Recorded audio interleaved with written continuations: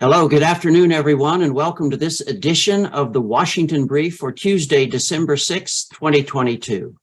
I am pleased to introduce Dr. Michael Jenkins, president of the Washington Times Foundation, which sponsors this webcast.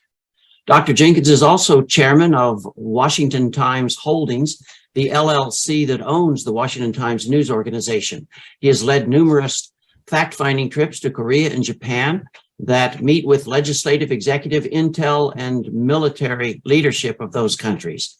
As president of the nonprofit NGO, the Universal Peace Federation International, Dr. Jenkins is an experienced organizer of peace initiatives all over the world, particularly in the Indo-Pacific and the Middle East. Welcome, Dr. Jenkins.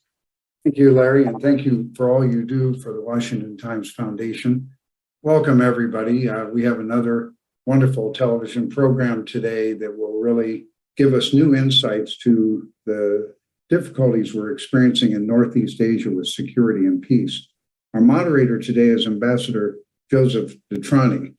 He's a commentator on security issues and former special envoy for negotiations with North Korea and the former director of the National Counter-Proliferation Center. Ambassador DeTrani is also the former associate director of national intelligence and special advisor to the DNI. Prior to that, he was senior official at the Central Intelligence Agency. Currently, he's a professor at the Graduate Department of Defense and Strategic Studies at Missouri State University. And he's also an advisor at Sandia National Laboratories, a fellow at the Institute of the Korean American Studies, and a member of the Council of Foreign Relations. Our panelist today will be Dr. Alexandre Mansourov, who's an adjunct professor of security studies at the Edmund A. Walsh School of Foreign Service at Georgetown University in Washington. He's also an adjunct professor of Korean studies at the School for Advanced and International Studies at Johns Hopkins University and at the Elliott School of International Affairs at the George Washington University. He's president and CEO of Great Falls Solutions International Consulting Firm. He is also a person that's founded, together with others, a U.S. National Committee on North Korea and is frequently interviewed as an expert on North Korea. He is one of the few people in the United States who holds advanced degrees from Moscow State University of International Relations, Kim Il-sung University in Pyongyang in North Korea, as well as Columbia University in New York. Our other panelist is the Honorable Dan Burton. Congressman Dan Burton is currently the co-chairman of the International Association of Parliamentarians for Peace, a project of the Universal Peace Federation International. There are over 7,000 current members of parliament that are part of the association that Dan co-chairs globally, which covers over 157 countries. He served in the U.S. House of Representatives from 1983 to 2013 for 30 years as on the Foreign Affairs Committee during most of his congressional career. He was chairman of the ranking member of the Subcommittee on Asia and the Pacific. He also served as Subcommittee on Middle East, Europe, Eurasia, as well as a Subcommittee on Africa and the Western Hemisphere. His work on Foreign Affairs Committee gave him many opportunities to visit these nations and all the regions of the world. He also made a tremendous impact as the chairman of the Congressional Government Reform and Oversight Committee. We're honored to present today our main speaker, Congressman Steve Chabot.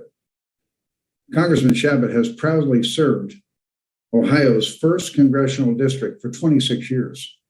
Congressman Chabot currently serves as a ranking member of the Foreign Affairs Subcommittee on Asia, the Pacific, Central Asia, and Nonproliferation, as well as the senior member of the Judiciary Committee. He also served on the Committee on Small Business. Throughout his career, he's been tireless in fighting against wasteful government spending in Congress, trying to reduce the excessive tax burden on Americans. All the nonpartisan taxpayer advocacy groups have time and again rated him as one of the most taxpayer-friendly members of Congress. While in Congress, he has also helped to lead efforts to reduce the regulatory burden on America's small businesses and to combat the opioid epidemic. He is an outspoken defender of the rights of the unborn, most importantly, having authored the ban on the practice of partial birth abortions.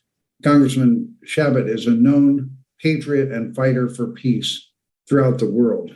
His wife, Congressman Chabot, and his wife, Donna, have 2 children and 2 grandchildren. So, Ambassador DeTrani, as our moderator, we welcome you. Thank you. Thank you, Michael. And we're honored to have Congressman Chabot with us today. There's much to discuss. We'll be looking to the congressman to really set the scene and to give us his views on so many issues, to include North Korea, over 60 missile launches in 2022, over 60. That's $500 million worth of launches for a country with over 40% of its population malnourished. Very significant. Recently, Kim Jong-un brings out his second oldest child, his 10-year-old daughter, to actually congratulate the 100 plus scientists and engineers who successfully launched an ICBM just this month, last month, I should say, that could reach the whole of the United States. China, with its basically with its zero COVID strategy, and the significant demonstrations going out throughout China, and the consequences and what that means for the government of the People's Republic of China. What's going on in Iran with the demonstrations and the reported lifting now of disbanding the, if you will, the morality police, so-called morality police, and the demonstrators for months, the courageous people in Iran who are demonstrating against the Ayatollah and the theocracy in Iran. That has been so suppressive of the people.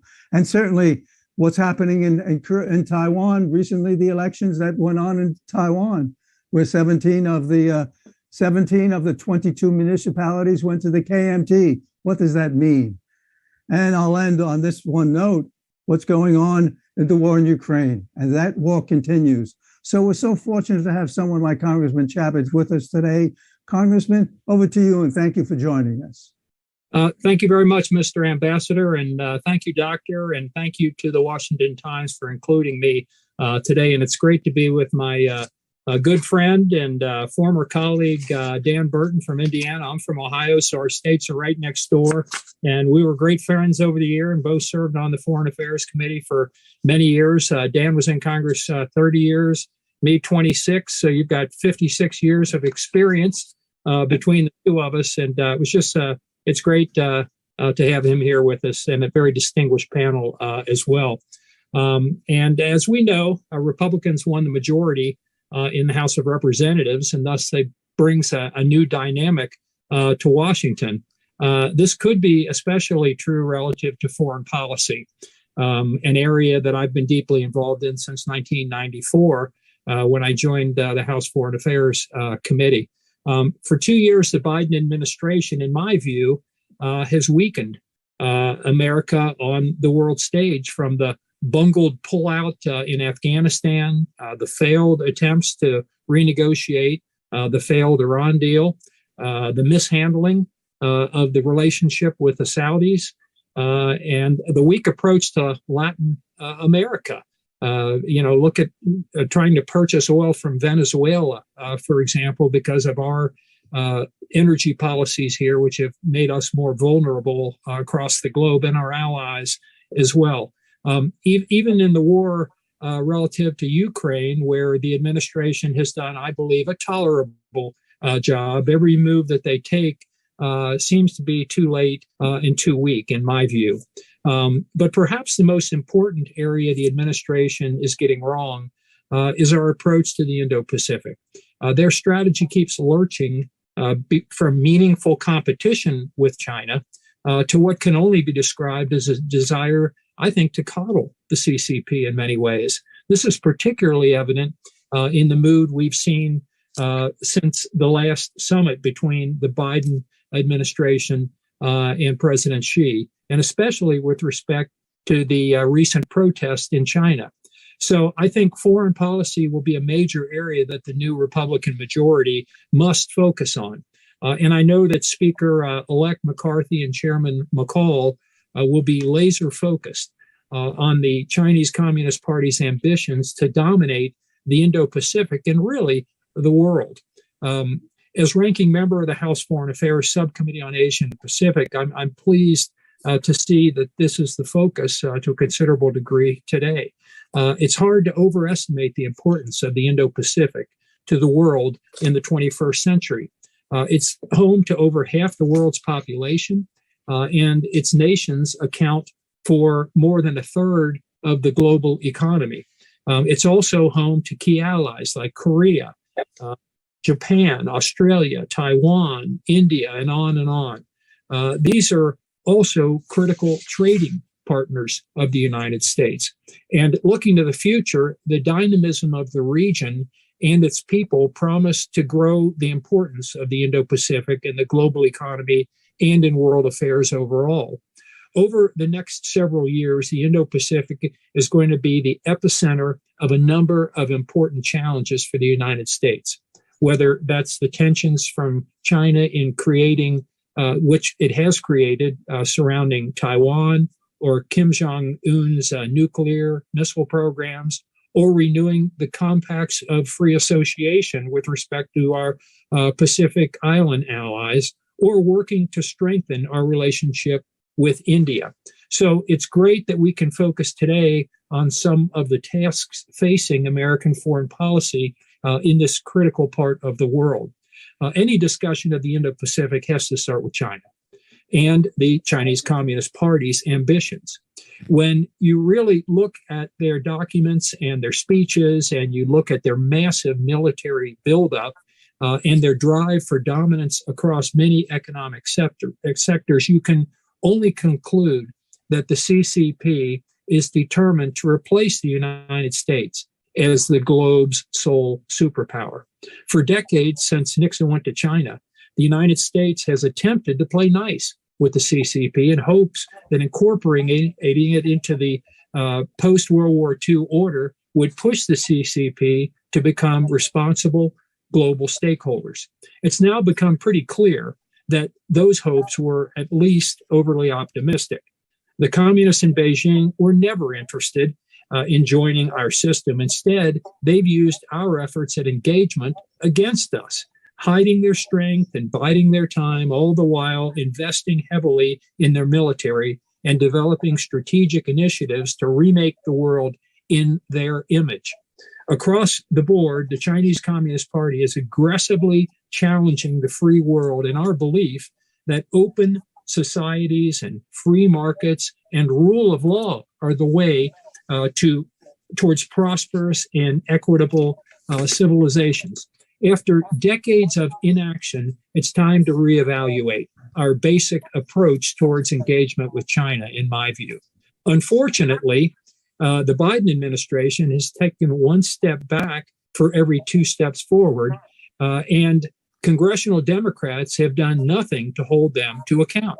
In the House especially, Democrats have done practically nothing relative to China. For instance, there has only been one hearing, just think of that, one hearing on China by the full Foreign Affairs Committee in 2 years of this session of Congress. That's about to change, I believe, under the Republican majority. One of the big things the new majority is going to do is to set up a select committee on China. Lots of things are still up in the air about the committee, like who the chairman is going to be and what its agenda is going to be. One thing is clear, however, it will not have legislative jurisdiction. It won't be passing legislation. Instead, it's going to be focused on raising awareness around key problems facing the United States and our allies that arise from our relationship with China.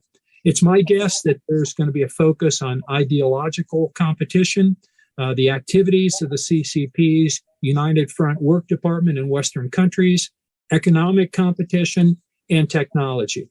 Basically, though, I think the committee will be setting the tone for cooperation and competition with China in the years ahead and working with our allies, which is key. Beyond the Select Committee, the new Congress will want to work with the administration to strengthen our alliances and partnerships. This, of course, includes the longtime allies, Japan and Korea. I know we will talk a lot more about them after a while, but let me just say that the individual relationships with these two critical allies and the trilateral relationship between our three countries are fundamental to peace and security in the Indo-Pacific. In my view, since President Yoon took over, we have seen Korea's interest in expanding our bilateral alliance to issues beyond just North Korea. This is certainly welcomed in Washington, and I suspect that it will continue to bear fruit in the trilateral alliance as well, as Korea looks up and realizes that Japan shares many of its interests and makes a natural third party to its bilateral ambitions for the U.S.-ROK partnership. Along those lines, I'm encouraged by Japan and Korea taking steps to resolve their historical differences, and I would hope that they keep at it. Building up our partnerships also means strengthening our historical ties with the Pacific Islands. Since the administration was caught flat-footed by the Solomon Islands security deal with China, there has been a lot of activity in this area. That's a good thing, but we need to make sure that it's not too little, too late. On this score, Congress and the administration need to make sure the renewal of the compacts of free association with Palau, Micronesia, and the Marshall Islands go off without a hitch. This is a sleeper issue to watch over the next couple of years, because how well this process goes will determine how serious we are about confronting China in the region. Finally, strengthening our ties with the region means strengthening the Quad and our partnership with India. As the co-chair of the India caucus in the House and a firm believer in the Quad, in my view, both are of critical importance. The Quad provides a forum in which the region's leading democracies can work together to provide the region with an alternative to China on everything from public health to infrastructure and everything in between. It already has a budding track record in that area, especially in public health. The Quad also provides a mechanism to strengthen the cooperation between these four democracies, which will be of critical importance in the months and years ahead. While the Quad is a great way to dialogue with India, we also need to continue to build our bilateral relationship and partnership with India in its own right. Along this line, I was very encouraged to see joint exercises by India and the United States near the Himalayas recently. I think this is ought to be a bipartisan priority. I know the administration is working on it, and I can say that several of my colleagues on the Republican side of the aisle are keenly interested in deepening these ties. However, while House Republicans will work on stiffening our response to China generally, and there will be bipartisan room to build up our strategic partnerships, like the new Congress is going to be faced with two immediate challenges, namely China's ambitions towards Taiwan and North Korea's provocations. Relative to Taiwan, as everyone listening knows, China claims Taiwan as part of its own territory, despite a mountain of legal and historical evidence to the contrary. And I've been the co-chair of the Congressional Taiwan Caucus, and I was one of the founders of the caucus 20 years ago. So I've been involved in Taiwan issues for 2 decades now. For the past year now, especially in the wake of Speaker Pelosi's visit to Taiwan, she has been increasingly provocative towards Taiwan. And the CCP has continued to modernize its military in the largest peacetime military buildup, perhaps in history. And their military is purpose-built to fight and win a war to try to take over Taiwan. Just as an antidote, the PLA Navy is now larger than our own Navy. Obviously, ours is more powerful, but theirs is now actually larger than ours, and it's concentrated in the Indo-Pacific, whereas ours is across the globe. So those are things that we have to take into consideration, particularly our military planners. This threat is very real, and the warnings from our commanders in the field are urgent. Controlling Taiwan due to its strategic location would greatly enhance the PRC's capacity to project power into both Pacific and Southeast Asia. It would also imperil our ability to support our allies and partners, calling into serious question our status as a Pacific power. And as the world's leading maker of semiconductors, Taiwan offers a key technology necessary for the new Cold War, which the CCP seems bent on waging against us and our allies. Most importantly, Taiwan's vibrant Chinese-speaking democracy represents a direct ideological threat to the CCP's legitimacy. We don't know for sure if Xi will ultimately use force, but any lack of resolve on our part will be taken as a sign of weakness. And I believe that the debacle of a pullout from Afghanistan sent the wrong message to the world's worst actors, obviously Putin relative to Ukraine, and the same message I think was sent to Xi. Hopefully the message is that he'll learn from our efforts in Ukraine and our allies' efforts there thus far is you better not bite off more than you can chew, but only time will tell whether that's the message that he is. But readiness is critical, and readiness takes several forms. First and foremost, we need to get our military house in order. Our military posture is not ready, quite frankly, for a fight with the CCP if we want to absolutely make sure that we would prevail. We need more missiles, and we need to distribute our forces, and we need to harden our bases, and we need more ships. We generally have to strengthen our position across the board. We also need to pass and fund the Taiwan Policy Act. That's legislation that I co-sponsored along with Ranking Member McCall in the House, in which would anticipate we anticipate it'll pass in the NDAA, the National Defense Authorization Act. That's what our hope is. The core of this legislation is billions of dollars in grants to help Taiwan buy and deploy asymmetric weapon systems, and I emphasize asymmetric.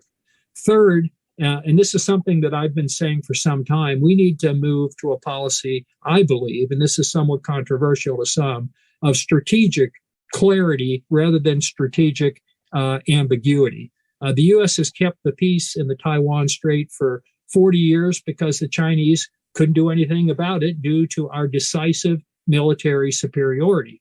Now our superiority is by no means clear. Back then, we could afford a policy that would tamp down any moves toward independence in Taiwan while simultaneously building the PRC or holding the PRC at bay. If we aren't crystal clear, there's a possibility that Beijing could miscalculate and start a war that drags us in. So I think it's clear that Beijing knows if they act, we'll be there militarily. That ought to be crystal clear. There ought to be clarity, not this ambiguity. Although there are those that believe, some of our military, who believe that the strategic ambiguity is the best way to go. I disagree with that. And we need to increase our military-to-military cooperation with Taiwan and involve them in more exercises, including multilateral ones like RIMPAC. And lastly, we need to sort out our industrial base issues that have held up arms deliveries to Taiwan. It just takes far too long to get things that we promised there, and that's been complicated, obviously, by Ukraine. Taiwan also has to do its own part, namely by increasing its defense budget, mustering the political will to focus on procuring and fielding more asymmetric capabilities, as I already mentioned, fixing its reserve forces, and otherwise hardening the island's defenses so that it is ready for any attack that might take place. It's really unconscionable for Taiwan to be spending as little as it does on defense, given the threat. If American troops could potentially be fighting and dying to defend Taiwan, Taiwan needs to step up significantly in their own defense. And as some have said, we can't care more about the defense of Taiwan than the people of Taiwan themselves do. While I'm encouraged by recent increases in Taiwan's defense budget, they need to keep making such increases for the foreseeable future until they're spending enough to field a credible deterrent. make no mistake about it, Taiwan should be the top concern of our war planners right now because of all the potential flashpoints around the globe. It's the one that's most likely to go off, and it would, in all likelihood, draw the United States in. Relative to North Korea, while it's not drawing as much coverage as the situation around Taiwan, Kim Jong-un's stepped-up provocations this year have been quite worrying. The world has been focused on Vladimir Putin's illegal and unprovoked invasion of Ukraine. Despite the war in Europe, we must not lose sight of Kim's provocations, which in normal times would have been front-page news. Unfortunately, the Biden administration has had basically no answer to the stepped-up provocations. Again, they're so focused on Ukraine that they're letting other priorities slip, and I think this is one of those. But just because there's a war in Europe does not mean that Kim will go away. And with the administration's feckless approach, we are walking, or rather sleepwalking, into a crisis, in my belief.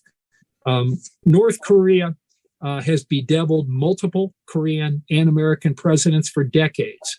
And I've been closely engaged on North Korea for a long time now, particularly when I was chair of the Asia and Pacific Subcommittee, and now the ranking member for the last Congress. And no matter what we've tried, it seems to have come for naught. Previous administrations, both Democrat and Republican, have worked on deals under which Kim promised, or his predecessors promised, to make concessions on their nuclear programs in exchange for food or oil and other things that they wanted.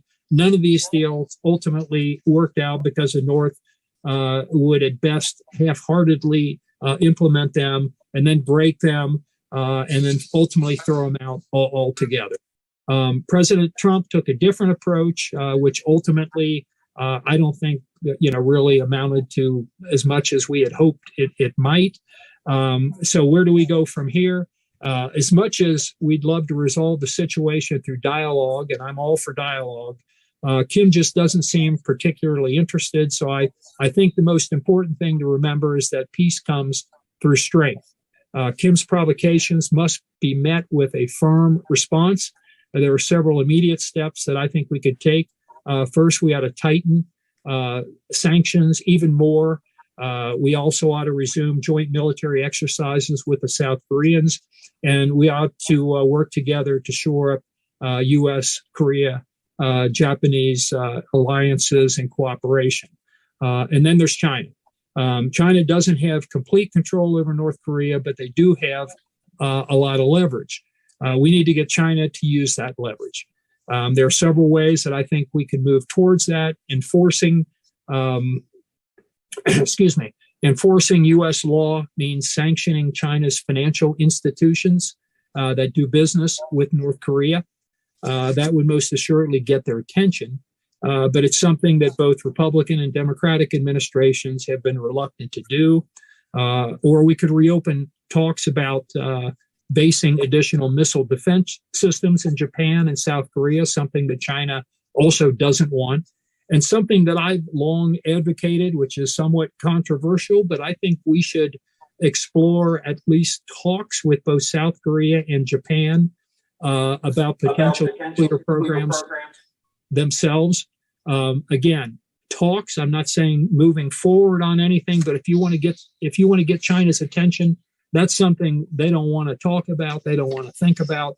And I'm all for nuclear non-proliferation, but in this case, I think it's the one thing that might work to put pressure on China, to put pressure on North Korea. In conclusion, all that said, I think the bottom line is that next year, Congress and the administration have their work cut out for them when it comes to the Indo-Pacific. There are many challenges which, if properly met, will strengthen the U.S. position in the region and redound to the security and prosperity of our allies. If we fail, however, we're going to see an increasingly nuclearized Korean peninsula and a dominant China across the region and potentially ultimately across the globe. So we got our work cut out for us. But I think it's going to be a perilous but very interesting upcoming Congress. Thank you very much. Wow, that was quite something, Congressman Chabot. That was so much to unpack, but so much insight in your comments. Thank you so much for sharing that. Thank you. We're going to go to Dr. Mansourov and then to Congressman Burton for their comments and questions, and then we'll open it up for discussion. Thank you again for such an outstanding presentation. Dr. Mansourov. Okay, thank you, Ambassador. And it's such a privilege to share the panel with Honorable Congressman Chabot. Now, you blew my mind away when you told me a little bit earlier that you're about to celebrate the golden anniversary, the 50th anniversary of your marriage with your wife. What a true commitment to love and marriage and traditional family values. I mean, to me, that trumps everything. Yes, you said a lot of interesting things. There was a lot to unpack, and gave us the full plate. But your commitment to your loved one really is mind-boggling, and you're the rare individual. So I'm really honored to know you, not just to be on the same panel with you. Now, let me make a couple of observations and ask you a couple of questions, if you don't mind, sir. Now, I share your concerns about, first of all, the growing threat that the communist China is posing to the United States. And as I understand, the Republican-controlled House is going to press the Biden administration to double down on its push for decoupling from China, for more of a trade war, essentially, for putting the teeth into the CHIPS Act. And as you told us in detail, great detail, for arming Taiwan to be able to resist the Chinese pressure, or at the very least, convincing Taiwan to do more for its own self-defense before they can expect American lives to be spent on that battlefield. Now, so what I'm gathering from you is that the Republican House will be much more confrontational, much more hawkish, if you wish, towards China. And that's fine with me. Please correct me if I'm wrong. So that's an observation from what I heard. Another observation, which kind of caught my attention, was your statement that the U.S. military posture does not seem to be ready for fight against China or against the PLA. And please correct me if I didn't get it right. I mean, I think you stressed that the U.S. military needs more missiles, needs more ships, needs more bases. Our defense budget must be increased if we are to get serious about dealing with the Chinese threat. And more importantly, you highlighted, again, from your perspective, and I agree with that perspective, that now is the time to switch from that long-standing policy of strategic ambiguity towards the posture of strategic clarity, so that everybody in the region understands where the U.S. stands and where it's coming from. Now, that said, what worries me is that I see, at least from the outside, not on the inside, and I will be curious hearing from you what's happening on the inside, about some growing fractures within the Republican Party, especially between its more isolationist wing and more kind of hawkish wing. And I'm just curious whether and how the incoming chairman of your committee, Representative McCall, will be able to accommodate both isolationists and hawkish wings of the party in order to pursue a much more robust foreign, or at least advocate a much more robust foreign policy. So that's one. I mean, is it possible to balance those different swings within the party to kind of move ahead? That's number one. Number two, I know that Congress is going to be divided. Senate in the Democrats' hands, the House in the Republican hands. But do you think that in terms of strengthening the U.S. position and influence in the world, and I know you said a lot why you believe it's being weakened now by the policies pursued by the Biden administration, and I agree with you completely. But in order to strengthen our position and influence in the world, do you think that still can be done through some sort of bipartisan approach, or are we basically kind of deadlocked here, stuck in one party corner and have to wait until 2024 for any major difference? So that's the second question. I mean, any hope for bipartisanship or not? And finally, again, if I may, a very simple question about some areas where you believe the Republican-controlled House could impose some curbs on the Biden administration's foreign policy, which is not, living up to the expectations, and not just in the North Korean case where it's a complete failure with Kim Jong-un basically stepping up on his WMD pursuits, but in some other areas as well, whether it's Saudi Arabia, as you correctly pointed out, whether it's Iran, or even Russia. And specifically, the Ukraine spending, is really worrisome to many members of the Republican Party, the spending on the war in Ukraine. I know some of the members of your party, especially a Republican representative from Georgia, Marjorie Taylor Greene, advocates the need to actually end that war and limit the spending on that war. And the reason for that, there are many reasons, but one of them is that the big question, whether the United States can actually afford maintaining that spending level at its current level, and yet,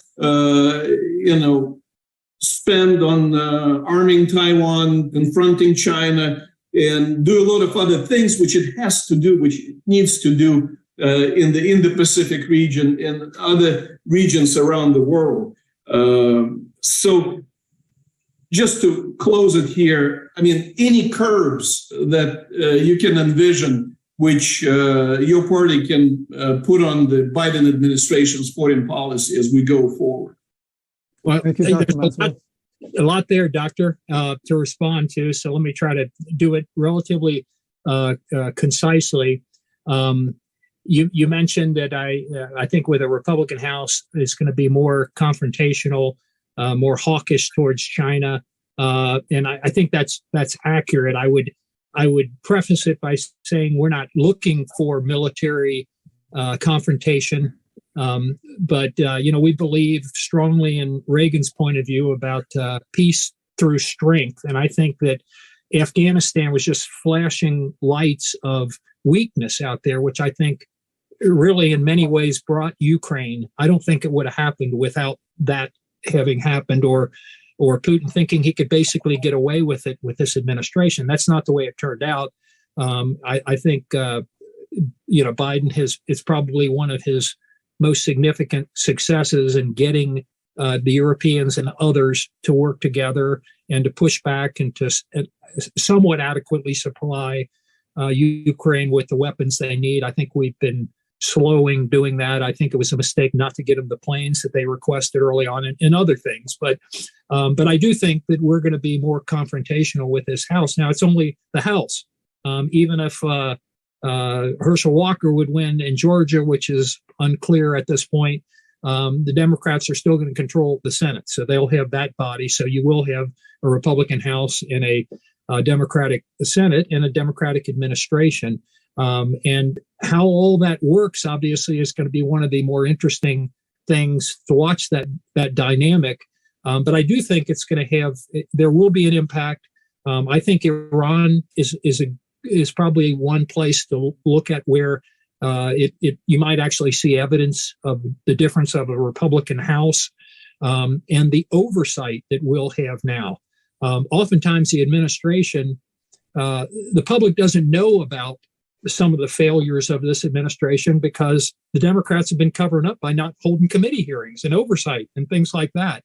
Well, there is going to be oversight, in the Judiciary Committee on some things, which we don't really have the time probably to get in, but in the Foreign Affairs Committee on things like the failure in Afghanistan, the spending in Ukraine. And I'm supportive of the administration's overall policy in Ukraine, but I do think we should look at the dollars being spent and make sure they're going towards what they ought to be going towards.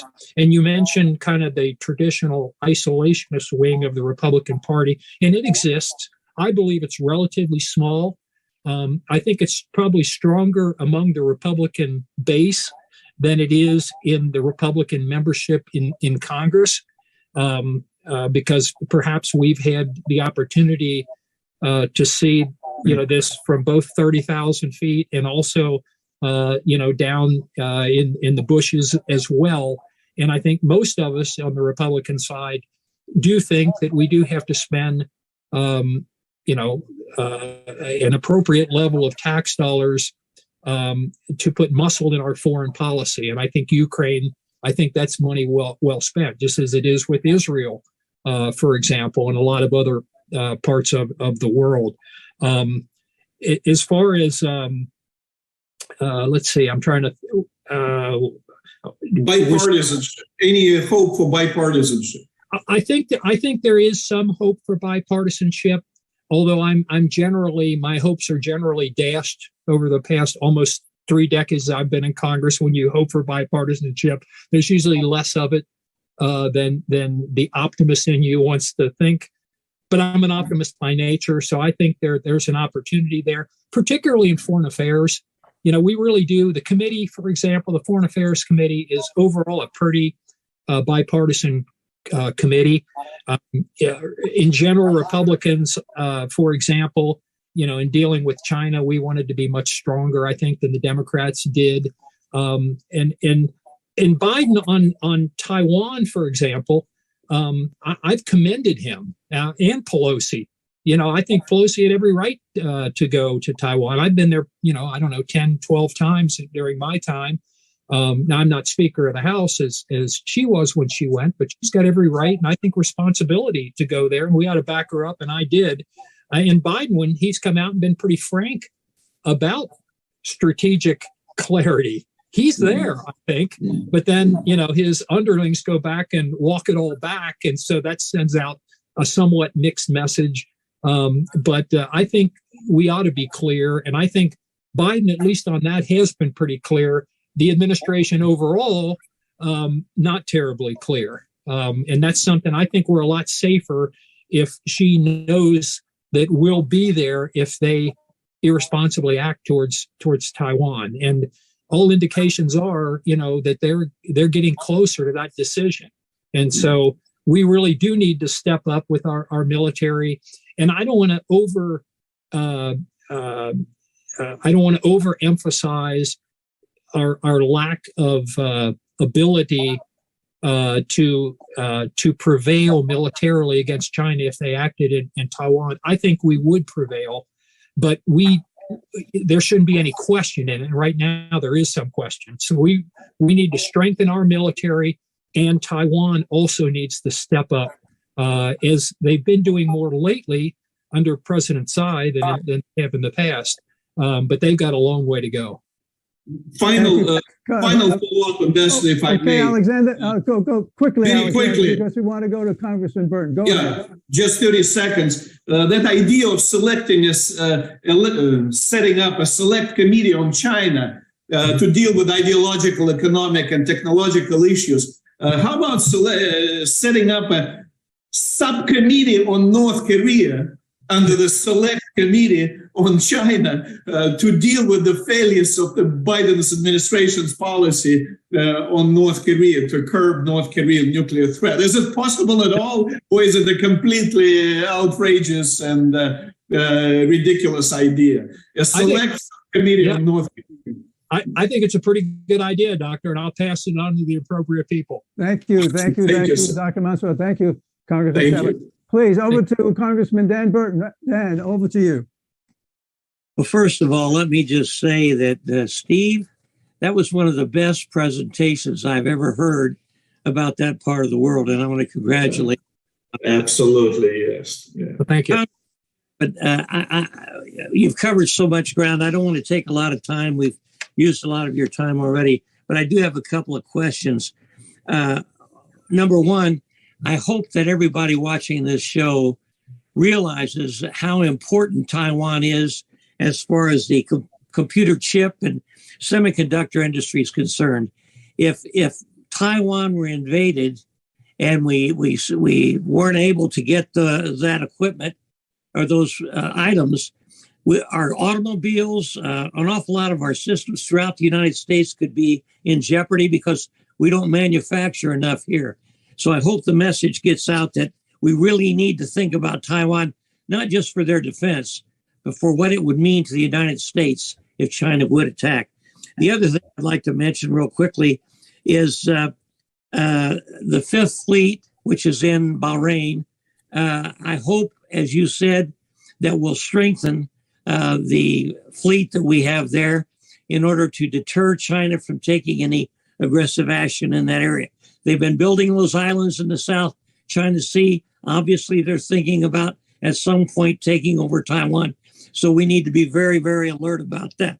Another thing I'd like to mention, and you might comment about this, Prime Minister Abe of Japan was assassinated not too long ago, and the Communist Party in Japan seems to be, from what I've heard, trying to take advantage of his assassination to reach out and make closer and have closer ties to China.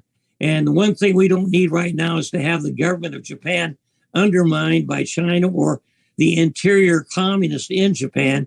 And I don't know if you've mentioned that at all or not, or thought about it. I wish you might comment on that. One more thing real quickly. The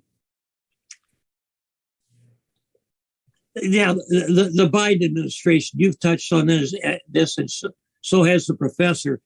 I'm very concerned that Biden's weakness will encourage China and North Korea to be very active, more active than they have been in that area.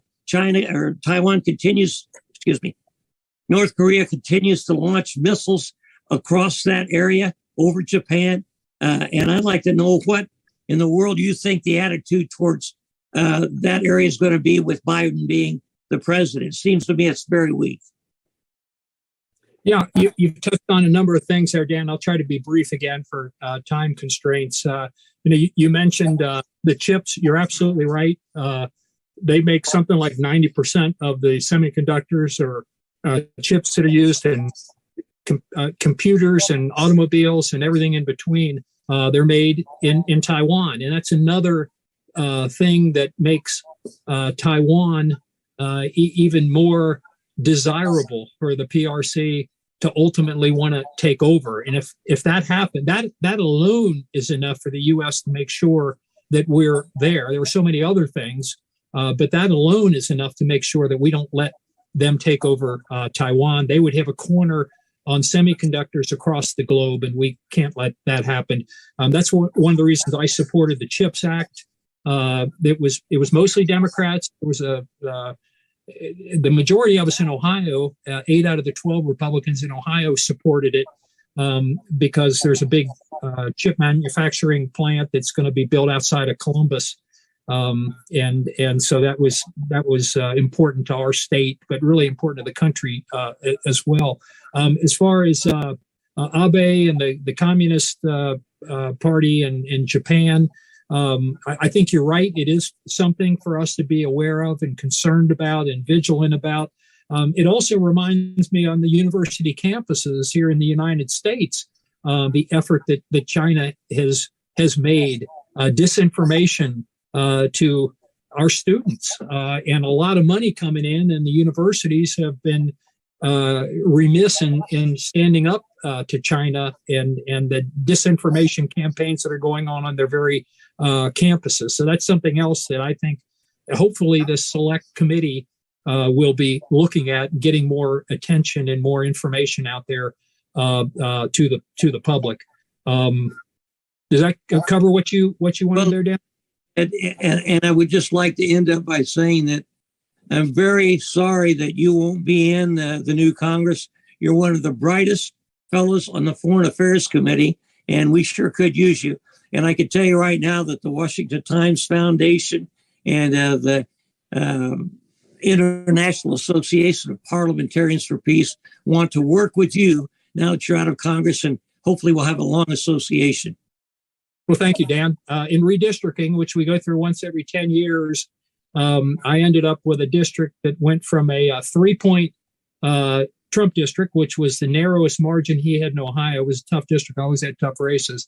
It went to a 9-point Biden district, which was the most Democratic, Republican-held seat in the whole country outside of California. So out of 49 states, I had the toughest district, so we lost narrowly this time. But it's been an honor to represent the folks in the first district for 26 years, and we're going to keep doing what we can, to help out both people of our region and the country. But thank you for your kind words, Dan. Thank you, buddy. Thank you, Congressman Chabot. Chabot, I have one or two comments and one or two questions. Outstanding dialogue. Your presentation was just on point. One is on North Korea. North Korea, as we mentioned, and we're talking about it, they've launched over 60 missiles. They had an ICBM launch just this past month.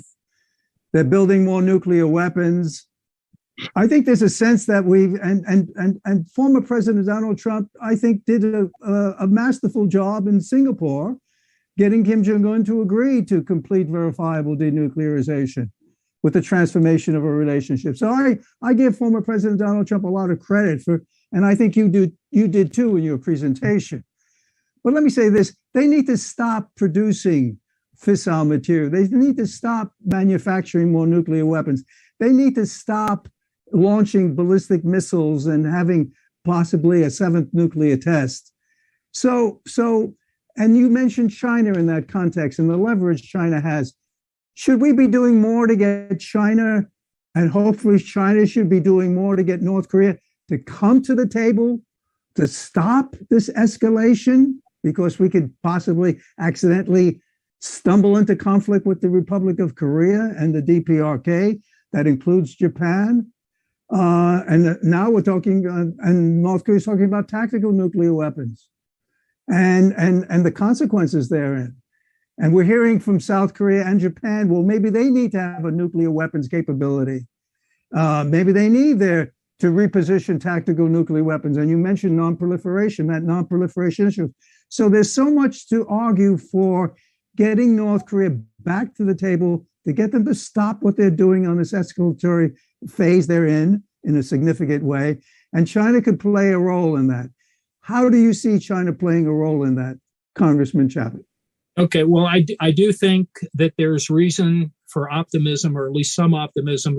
I think this new, the South Korean government is going to be moving more in the right direction than the previous one when it comes to being tough on North Korea. That's a good thing. I do think that we need to step up our sanctions even more on North Korea than they are. And the PRC, China is the key. They have much more leverage by far than anybody else, including us, does over North Korea. North Korea depends on China for so much, for literally keeping their people alive to a considerable degree.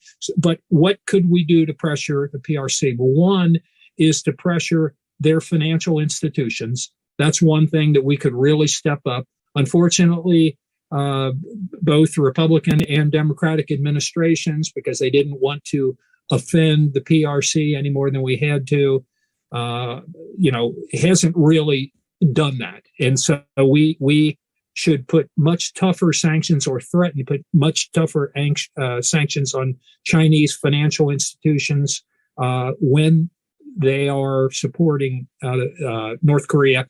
And secondly, as I mentioned before, we ought to enter into talks with both Japan and South Korea about considering, considering nuclear weapons programs themselves. Now, I'm not saying they should move forward with them, but I think even talking with them would get the PRC's attention, and maybe they would actually act to restrain North Korea for the first time, really. But we really haven't done that yet because people are afraid of, nuclear proliferation. And yes, we don't want to see that. But in this case, North Korea already has them, and they're one country that might actually act on it. So we need to make sure that we have the leverage against them, and the PRC is that leverage. And getting the PRC to act ought to be our goal. That's excellent. Let me just follow up on that. Those are excellent comments, Congressman. There's so much doubt in the United States and South Korea and Japan that North Korea will ever denuclearize comprehensively, verifiably. Do you think there's any hope, any chance that with the proper deliverables, and that's normalization of relations with the DPRK down the road, assuming they completely denuclearize in a verifiable way, do you think there's any possibility that there will be enough of an incentive there for this young leader, Kim Jong-un, to move towards denuclearization, as former President Donald Trump was doing in his negotiations with Kim Jong-un, that there is some possibility that North Korea would consider complete verifiable denuclearization in a process of actions for actions that could take over 15, 20 years, but with the ultimate goal of complete verifiable denuclearization? Or do you think it's unlikely that North Korea will ever denuclearize, and we will have to be dealing, and the world would have to be dealing with a nuclear North Korea? I'd like to say it's the former, but I think that reality is it's probably the latter. Although I don't say that means they could keep them, or they would keep them if there was sufficient pressure on them. But the pressure's got to come from China, and China isn't going to administer that pressure unless they feel it's in their interest to do so. And if they thought that they were going to have a nuclear South Korea and a nuclear Japan, maybe they would actually put the necessary pressure on North Korea to back down. But thus far, we haven't acted, so they haven't acted, and North Korea has moved ahead. Thank you, Congressman Chabot. Excellent comments. Thank you so much. Over to you, Michael. Thank you, Ambassador DeTrani, and thank you, Congressman Chabot. That was the most powerful program, so factual, so current, and it really helps us understand how we have to support from the Washington Times and from our foundation in this program. I want to thank Dr. Mansourov and especially our moderator, Ambassador DeTrani, for another great program. And Congressman Burton, thank you so much for inviting Congressman Chabot for this program. Dan, your op-ed just appeared in the Washington Times. UN peddling a false narrative on Israel does not promote peace. It's an excellent op-ed, just came out. And we're really, again, Congressman Chabot, we can't thank you enough for the sacrifices you've made for our country, and we want to continue to work closely with you. The Washington Times will be covering this program, and we're really grateful for all of the efforts here. Thank you to our sponsors, UPF and the Washington Times Foundation. May everybody have a wonderful Christmas, wonderful holiday, and God bless America. Thank you.